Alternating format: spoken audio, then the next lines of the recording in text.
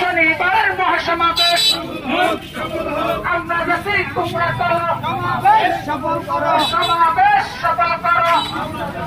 আন্দোলন বাংলাদেশ পীর সাহেব চরমনাই হুজুরের ঘোষিত আগামীকালকে ঢাকা সরহাদি উদ্যানে জাতীয় মহাসমাবেশ।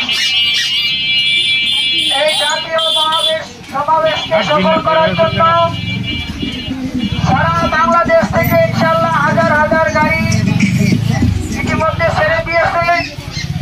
আমরা মহাসমাবেশকে সফল করার জন্য ইসলামী আন্দোলন বাংলাদেশ সোনারনগর ইউনিয়ন ৭ নং শাখার পক্ষ থেকে সমাবেশ সফল করার জন্য আমরা ইনশাল্লাহ আজকে গণসংযোগ এবং মিছিল করতেছি।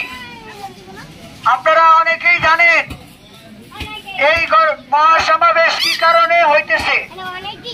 মহাসমাবেশ ডাকা হয়েছে যেই কারণে প্রয়োজনীয় সংস্কার, বাংলাদেশের স্বাধীনতার ৫৪ বছর পরে সঠিকভাবে বাংলাদেশের আইন শৃঙ্খলা প্রশাসন থেকে শুরু করে সরকারি প্রত্যেকটা সেক্টরে সংস্কার না হওয়ার কারণে যারাই ক্ষমতায় আসে এবং বিগত সময় যারাই ক্ষমতায় ছিল দুর্নীতির পাহাড় করে তারা বিদেশে পড়ে গেছে।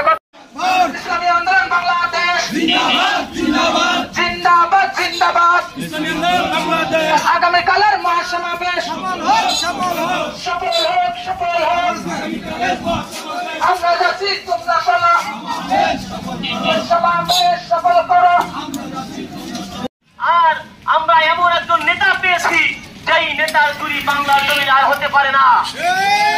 আমরা এমন একজন নেতা পেয়েছি যেই নেতার নামে চুরির কোনো মামলা নাই, ঠিক কিনা বলে?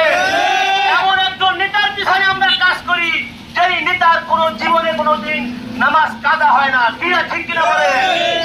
আমরা ওই নেতার পিছনে কাজ করি যেই নেতা আমাদেরকে ইসলামের আদর্শ শিখায়। আমি আপনাদের সকলকে উদাত্ত আহ্বান জানাচ্ছি, আগামীকালকের মহাসমাবেশ মৌলিক উদ্দেশ্য হল গণহত্যার বিচার এবং সুষ্ঠু ও নিরপেক্ষ পিআর পদ্ধতির মাধ্যমে নির্বাচন বাংলাদেশে দিতে হবে, ঠিক কিনা বলে?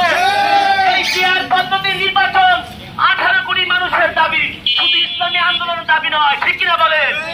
পিআর পদ্ধতির নির্বাচন দিয়ে প্রত্যেকটা দলের সংসদ সদস্য সংসদে থাকবে ইনশাআল্লাহ। এই পিআর পদ্ধতি নির্বাচনের জন্য আমরা সবাই সকলকে এক হয়ে ইসলামী আন্দোলনে বাংলাদেশের ছায়াতলে কাজ করার জন্য উদাত্ত আহ্বান জানাচ্ছি। তারই